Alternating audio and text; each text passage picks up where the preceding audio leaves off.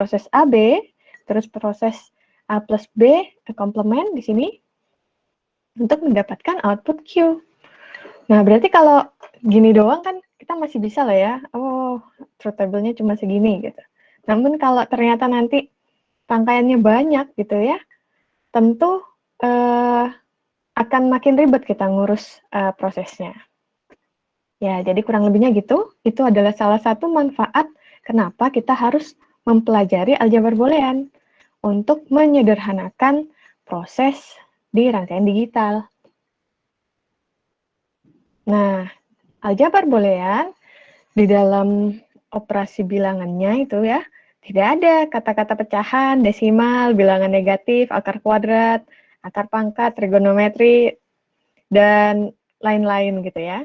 Yang ada hanya 0 dan 1. Dan yang ada hanya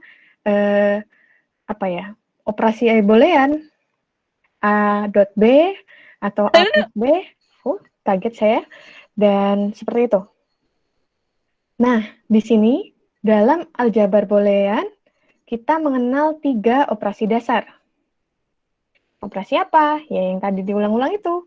Operasi penjumlahan logika ataupun OR, tandanya tambah, operasi logika atau namanya N gitu ya, tandanya itu dot ataupun biasanya ditulis saja A, B gitu ya. Tapi kita sudah tahu itu ada operasi dot di sana, produk. Dan komplement ataupun inverse gitu. Ini adalah lambang dari not. Jadi kita tinggal kasih bar ya, tanda garis di atas sebuah variabelnya. Nah, ini jadi kalau tandanya 0 ya misalnya tambah ya untuk operasi OR gitu ya, tandanya tambah. Untuk operasi N tandanya dot. Dan kalau not ya langsung kebalikannya gitu. Nah, di sini teorema aljabar boolean, atau tadi nama bapaknya kan Boole ya, George Boole. Makanya ini namanya aljabar Boole gitu. Dia dapat membantu menyederhanakan pernyataan dalam rangkaian logika. Dalam aljabar Boole, setiap konstanta dan setiap variabel tadi nilainya hanya 0 dan 1, dan ada beberapa hukum yang harus kita ingat. Di mana ini ada tulisan note ya, jadi itu perlu diperhatikan agar nanti kita bisa menyederhanakan. Ketika operasinya N dengan dot di sana, dan ketika operasinya OR dengan plus di sana, maka ini aljabar boolean yang harus kita ingat.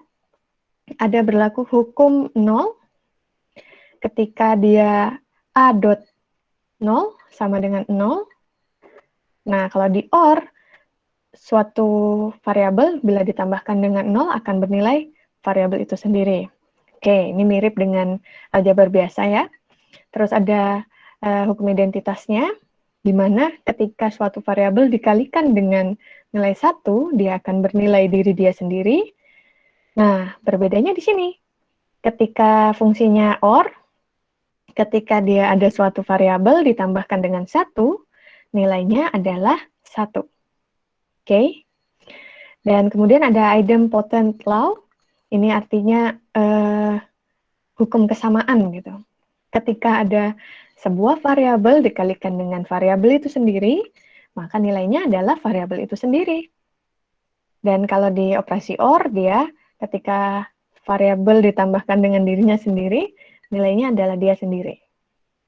Nah, ini adalah hukum kebalikan gitu ya. Ketika ada nilainya sendiri dikalikan dengan lawan dari nilainya itu, maka hasilnya sama dengan 0 untuk operasi N. Karena apa? Coba aja, ini 1 dikali 0, lawannya 1 kan 0 ya. Ya, 0 gitu ya. Nah, berbeda kalau di sini, ketika 1 ditambah 0, maka sama dengan 1. Jadi kalau yang ini mirip.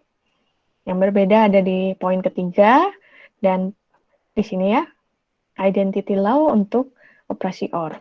Nah, ini harus diperhatikan.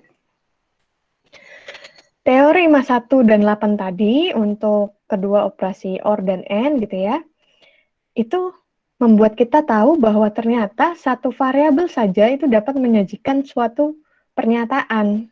Karena satu variabel bisa bernilai 2, entah itu 0 atau 1. Dan dari hukum empat hukum tadi yang identity, idempotent, inverse ataupun null ya, null law. Dari sini kita tahu bahwa ternyata bila ada persamaan, misalnya ini XY ditambah XY. Kalau aljabar biasa dia tentu 2XY ya. Namun ternyata dengan aljabar Boole dia pakai yang nomor 7 ini, dirinya sendiri ditambah dirinya sendiri adalah dirinya sendiri. Berarti ini bisa direpresentasikan sebagai XY saja, ya enggak? Berarti XY tambah XY aslinya kalau di aljabar boolean hanyalah XY. Begitu kira-kiranya. Nah, yang kedua, tadi baru hukum pertama. Satu set hukum pertama. Sekarang kita lanjut ke set kedua dari sebuah hukum yang ada di aljabar boolean. Nah, ketika variabel yang digunakan itu tidak hanya satu, gitu ya, ada 2, ada 3, dan seterusnya, maka juga berlaku hukum asosiatif, distributif, dan komutatif di sana, serupa dengan yang di aljabar biasa. Nah, untuk hukum komutatifnya, untuk N, itu adalah seperti ini, karena N tadi adalah dot, jadi XY sama dengan YX, dan untuk OR juga sama, X plus Y sama dengan Y plus X. Untuk hukum asosiatifnya, di sini, bahwa XY kali Z sama dengan X kali YZ. Ya, samalah dengan aljabar biasa ya, yang ini. Ini juga untuk OR-nya, X plus Y ditambah Z sama dengan X ditambah YZ. Begitu pula dengan hukum distributif, di mana X plus YZ, nah kalau ini agak berbeda nih, X plus YZ itu ternyata sama dengan X plus Y dikali X plus Z. Nah, di sini yang agak berbeda, tapi kalau diturunkan ya, misalnya ini kalian coba kalikan, nanti kan kayak yang aljabar biasa, tapi nanti karena ada hukum identitas tadi, ada X tambah 1 sama dengan 1, X kali X sama dengan X, apa gimana gitunya, maka akan hasil dari perkalian ini, operasinya tentu akan menjadi ini. Nah, di distributive law untuk yang OR adalah sebagai berikut. X dikali Y plus Z sama dengan XY ditambah XZ. Nah, kalau ini mirip sama aljabar biasa. Kemudian, ini perlu diperhatikan juga untuk set rumus-rumus yang harus diingat gitu ya. Ada yang namanya teorema absorpsi dan teorema De Morgan gitu. Jadi sebuah ada ilmuwan lain lah yang membantu pengembangan dari aljabar boolean ini. Nama beliau adalah De Morgan. Nah, teorema De Morgan ini sangat membantu sekali karena dia dengan menambahkan komplement gitu ya, menambahkan not di sana, nih bar ini, kita akan mengubah yang awalnya dia operasi N, perkalian bisa menjadi sebuah operasi OR. Namun apa yang perlu diperhatikan? Variabelnya harus dalam kondisi sebaliknya. Kan di sini XY, tapi dia berubah jadi X bar, Y bar gitu ya. Demikian pula hukum De Morgan ini juga berlaku ketika operasinya OR, di sana X plus Y bar gitu ya, X plus Y komplement sama dengan X komplement dikali Y komplement. Seperti itu. Dan untuk absorption law gitu ya, ini X dikali X plus Y ternyata hasilnya adalah X. Dan untuk yang OR, X ditambah X, Y sama dengan X. Karena apa? Kalau yang di sini bisa kita tahu bahwa kalau X-nya dikeluarkan, ya kan, berarti tinggal X dikali 1 tambah Y, di mana 1 tambah Y adalah 1, sehingga 1 dikali X sama dengan X, gitu. Gitu ya, tapi diingat-ingat aja, bahwa kalau nanti ada ketemu input dan output dengan susunan seperti ini, maka sebenarnya bisa disederhanakan menjadi X saja. Demikian pula dengan ini. Dan ini adalah double complement law. Ketika sebuah input dinegasikan gitu ya, di-convert, dan kemudian di-convert lagi, maka dia akan menjadi nilai aslinya dia. Jadi kayak bilangan negatif dinegatifkan ya jadi bilangan positif. Tapi kok dinegatifkan lagi ya jadi bilangan negatif lagi, gitulah. Kira-kiranya. Nah, teorema De Morgan tadi kan kita tahu bahwa ternyata kondisi yang awalnya OR ataupun AND gitu ya, itu bisa berubah jadi sebaliknya, namun nilai variabel tersebut harus sudah nilai komplemennya. Nah, di sini nih tidak hanya berlaku untuk satu variabel, tapi bisa dikembangkan kalau variabelnya banyak. A plus B plus C plus D, dan seterusnya, ataupun A dot B dot C dot D, dan seterusnya. Ketika kita tambahkan komplement di atasnya, untuk masing-masingnya, maka komplement ini akan melekat, tandanya akan berubah, gitu ya. Komplement akan melekat, tandanya akan berubah dari plus jadi dot, dari dot jadi plus. Seperti itu. Nah, ini contohnya. Misal, dengan menggunakan teorema De Morgan ini, akhirnya kita dapat memudahkan kita dalam menghitung gitu. Ketika ada suatu fungsi, nah fungsi kalau di aljabar boolean itu gampang banget nulisnya. Fungsinya diibaratkan f gitu ya, terus buka kurung tutup kurung, di dalamnya apa saja yang harus ditulis, siapa input dan outputnya gitu, atau siapa saja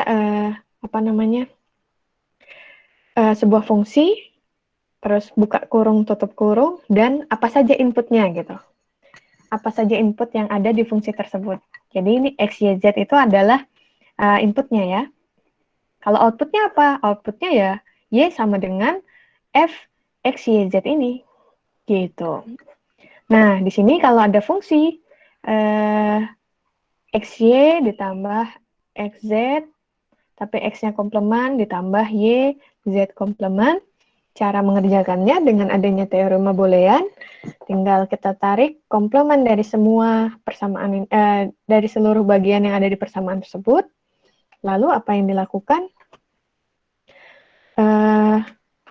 Kita tahu bahwa komplementnya akan melekat ke variabelnya, dan karena tandanya ini dapat komplement juga, maka dia akan berubah menjadi sebaliknya. Kalau plus jadi dot, dot jadi plus gitu ya. Dan akhirnya kita bisa dari sini, dari baris pertama jadi baris kedua. Lalu nilai ini kan juga kalau kena komplement berarti dia De Morgan-nya ke apply kan di sana. Jadi yang awalnya dot jadi plus, yang awalnya dot jadi plus, yang awalnya dot jadi plus, dan ada double complement di sana. Ini karena X ini double complement, maka di sini jadi dia X aja. Kalau ini Z kena satu komplement, maka di sini jadi Z komplement. Begitu pula yang ini. Jadi begitu, dengan menggunakan teorema De Morgan, kita jadi gampang banget untuk menyederhanakan suatu fungsi. Awalnya ini bisa jadi ini. Tapi ini kan masih nggak terlalu lah ya, nggak terlalu sederhana gitu ya. Masih sama banyaknya suku-sukunya dengan ini. Seperti itu. Tapi ini adalah contoh aplikasi dari teorema De Morgan. Nah, ini salah satu contohnya dalam penyederhanaan dengan menggunakan aljabar boolean. Di sana, ketika suatu fungsi tujuannya, kita ingin mencari gimana sih hasil dari fungsi dengan input X, Y, Z ini bila kita tahu persamaannya adalah sebagai berikut. Berarti caranya bagaimana? Kita tulis ulang dulu nilai persamaannya di sini. Dan di sini kita tahu bahwa setelah kita tulis ulang gitu ya, kita bisa aplikasikan yang namanya De Morgan. Kita tarik garisnya, maka nanti akan ada hasil seperti ini. Dan di sini De Morgannya tapi hanya berlaku sama yang ini dulu maksudnya. Jadi dari hasil yang kita nulis persamaan yang di sini, thread gitu ya, kita selesaikan dulu apa yang bisa diselesaikan, dan di situ adalah De Morgan teraplikasikan di sini, dan di sini akhirnya menjadi seperti ini. X plus Y dikali X plus Y komplemen dikalikan dengan X komplemen ditambah Z. Lalu apa yang kita lakukan? Kita bisa menyederhanakannya dengan distributive flow.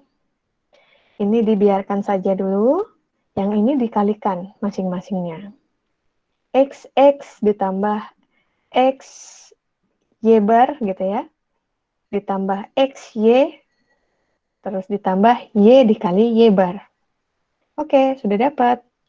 Nah, apa yang bisa disederhanakan? Ada hukum identitas tadi kan? Kalau X dikali X sendiri, hasilnya adalah X. Nah, terus atau kita lihat lagi dengan hukum komutatif dan distributif, kita pindah-pindahkan dia, si XX ini, dan akan menjadi X plus Y komplemen ditambah X dikalikan Y plus Y komplemen. Nah, berapa nilainya? Y kalau dikalikan dengan Y komplemen, hasilnya adalah 0.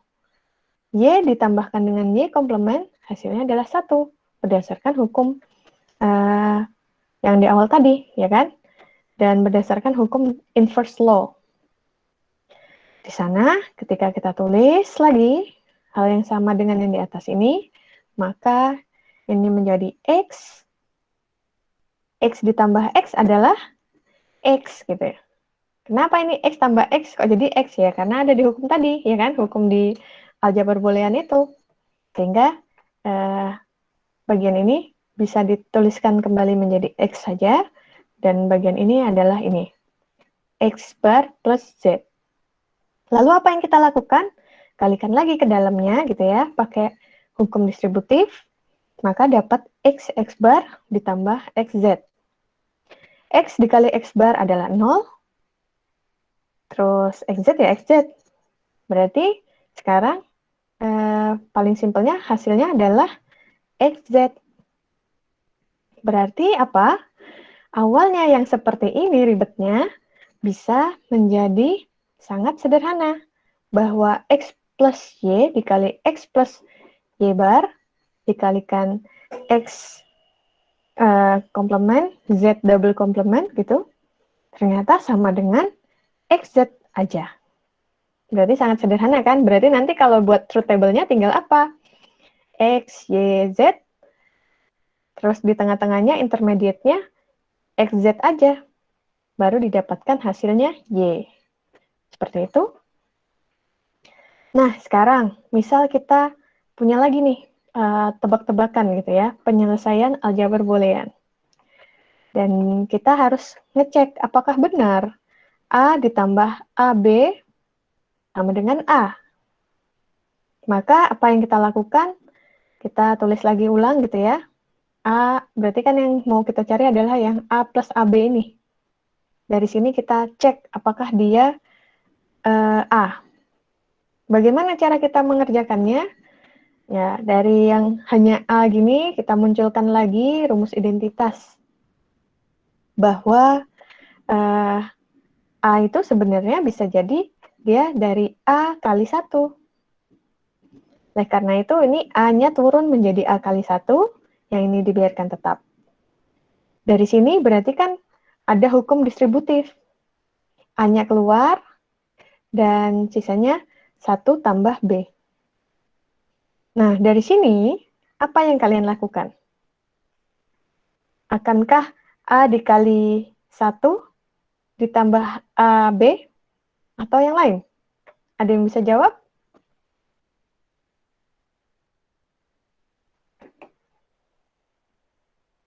Apa operasi apa yang akan ada di bawah sini?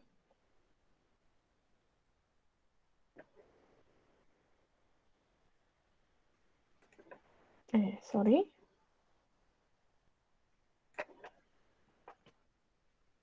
Akankah ini menjadi A plus AB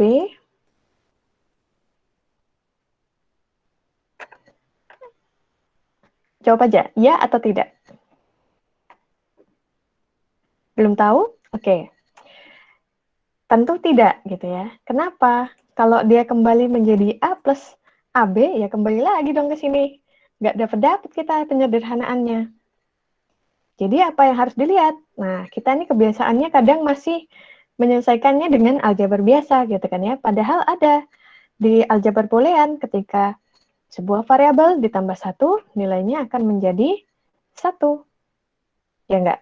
Sehingga 1 plus B ini bisa disederhanakan menjadi angka 1. Lalu, A kali 1, suatu variabel kalau dikalikan dengan dirinya sendiri, ya dirinya sendiri, menjadi A. Berarti bagaimana? Penyederhanaannya benar, bahwa A plus AB bisa sama dengan A. Begini penurunan rumusnya. Begitu ya. Jadi jangan mencampur adukan aljabar biasa dengan aljabar boolean.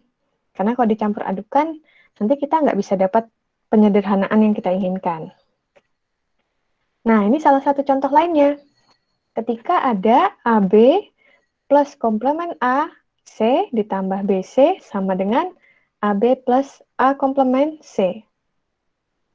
Apakah ini sisi kiri akan sama dengan sisi kanan? Mari kita lihat. Kita menulis ulang semuanya, ya kan? Nah, kemudian dari sini apa yang bisa kita lakukan? Salah satu caranya bisa dengan memasukkan rumus identitas ke yang BC ini. BC adalah 1.BC.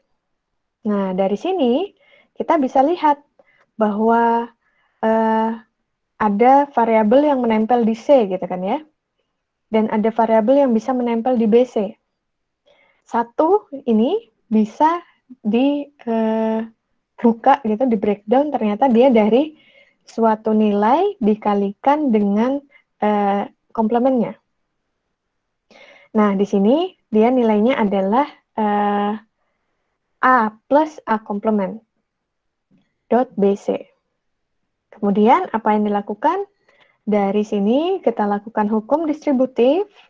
Kita yang ini dibiarkan tetap, yang di sini bisa jadi ABC plus A komplement BC gitu ya. Lalu dari sini hukum distributif lagi, di mana yang AB didekatkan sama yang AB, yang AC didekatkan dengan yang AC. Lalu diambil AB-nya keluar, AC-nya keluar gitu ya, AC komplement A komplement C ini. Lalu ada 1 plus C dikali AB ditambah 1 plus B dikali A komplement C. Nah, kita tahu bahwa suatu variabel ketika ditambahkan dengan 1, nilainya adalah 1. Ya kan? Ini pun nilainya 1. Sehingga yang tersisa adalah 1 kali AB ditambah 1 kali A komplement C.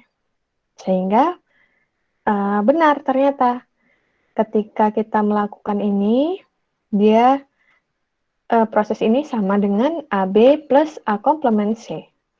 Dan ini bisa diingat-ingat bahwa bila ada persamaan seperti ini, dia akan sama dengan seperti ini. Yang disebut dengan identitas dual identity. Seperti itu kurang lebihnya. Nah, contoh lain adalah ketika kita punya X, Y, Z gitu ya. Suatu fungsi logika itu terdiri dari input X, Y, Z, dan kita dapat persamaan seperti ini. Apakah dia sama dengan seperti ini? Bagaimana caranya? Ya, kita tuliskan saja dulu. Kemudian kita lakukan persamaan De Morgan gitu ya. Dari ini kalau ditambah persamaan De Morgan jadinya apa? Kan kita tinggal tambahkan komplement di atasnya. Waduh, kepanjangan. Dan akhirnya kita bisa dapatkan ini kan. Di mana di sini nanti nilai-nilainya ini menyelesaikan De Morgan yang ini. X komplement atau X negasi gitu ya, dikasih tanda petik dot Y negasi kali Z ditambah dengan X-nya ini dan Y ini tetap. Kemudian kita selesaikan lagi di sini pakai commutative law. bahwa Y-nya bisa diambil gitu ya. Ini kan sama-sama punya Y petik ini ya. Ini juga Y petik. Y-nya yang petik dikeluarkan di sini. Oh, kita ganti warna dulu. Waduh, kuning nggak kelihatan. Mohon maaf. Ini sama-sama punya Y. Gitu ya. Nah, ini masuk ke sini. Dan sisanya X bar kali Z ditambah X. Lalu apa yang bisa kita lakukan dari sini? Ternyata nilai Y dikalikan 1, Y petik ini sama dengan dia dikali 1 gitu ya. Kemudian 1 ini bisa dibuka jadi X komplement ditambah X. Agar apa ini? Agar nanti kita bisa menyederhanakan nilainya. Nah, di sini tapi setelah diadakan, dia ternyata ditiadakan lagi gitu ya, jadi satu lagi. Dan berarti ya sudah, yang paling sederhana nantinya adalah Y bar dikali dengan X ditambah Z. Berarti sudah benar bahwa memang X plus Y komplement dikalikan Z ditambah X Y komplement sama dengan Y komplement dikalikan X ditambah Z. Seperti itu. Nah, ini contoh lagi lainnya. Bahwa ketika kita punya sebuah fungsi AB ditambah A komplement CD ditambah A komplement BD ditambah A komplement CD ditambah A, B, C, D. Wah, panjang banget ya. Nah, di sini kalau kita lihat dia ada 15 literal. Dan ada 2 level. Levelnya apa? Kalau level itu cuma level tanpa komplement dengan dengan satu komplement. Berarti ada 2 kondisi yang berbeda gitu kan ya. Tapi kalau nanti di sini ada tambahan komplement, berarti dia ada 3 level. Karena ada kondisi normal, kondisi dengan satu komplement, kondisi dengan 2 komplement. Seperti itu. Nah, apa itu literal? Literal adalah sebuah variabel yang berisi suatu nilai. Berarti kalau kita lihat, dia ada 15, 2, 3, ya, ini ada 1, 2, 3, 4, 5, 6, 7, 8, 9, 10, 11, 12, 13, 14, 15. Nah, literal itu. Dengan penyederhanaan, kalau kita turunkan, dan ternyata penurunan rumus kan jago-jagoan ya, jago-jagoan kita mengkombinasikan identitas-identitas tadi, rumus-rumus yang identitas boolean tadi, sehingga bisa jadi penyederhanaannya itu bisa jadi 2. Kalau yang di sini dia dari yang panjang ini menjadi B kali A plus D plus A komplement C. Kalau yang satunya, B kali A tambah B kali D tambah A komplement C. Kita lihat berapa literalnya yang ada. Di sini 1, 2, 3, 4, 5. Kalau di sini 6. Tapi yang di sini 3 level, yang di sini 2 level. Nah, kalau dari sini berarti pilih yang mana gitu ya. Apakah 5 apa yang 6 literal. Nah, itu tergantung kebutuhan. Yang penting untuk diingat adalah ini akan mempermudah ketika kita perlu suatu fungsi minimisasi, absorpsi, simplifikasi, konsensus, ataupun hukum-hukum De Morgan. Ini akan membantu kita. Jadi kan yang tadi, yang note 1, 2, 3, itu juga diingat. Terus ini juga diingat, sehingga kalau kita mendapatkan suatu fungsi yang sama dengan ini, sisi kirinya, ya penyederhanaannya adalah sisi kanannya. Demikian pula ini untuk De Morgan Law. Jadi kalau ada sebuah komplement dengan suatu fungsi seperti ini, dia akan menjadi yang plus jadi dot, namun negasinya akan ikut ke variabel tersebut. Kurang lebihnya begitu. Nah, ini tugas kalian. Coba sederhanakan 4 ini.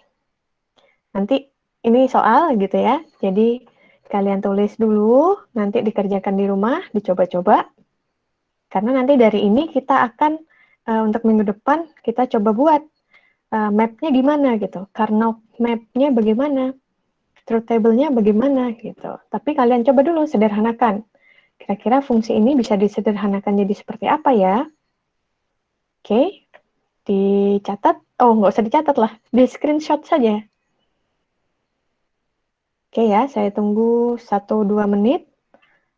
Kalau sudah, nanti saya lanjut. Dari sini ada pertanyaan dulu kah? Sebelum saya lanjut ke next materinya.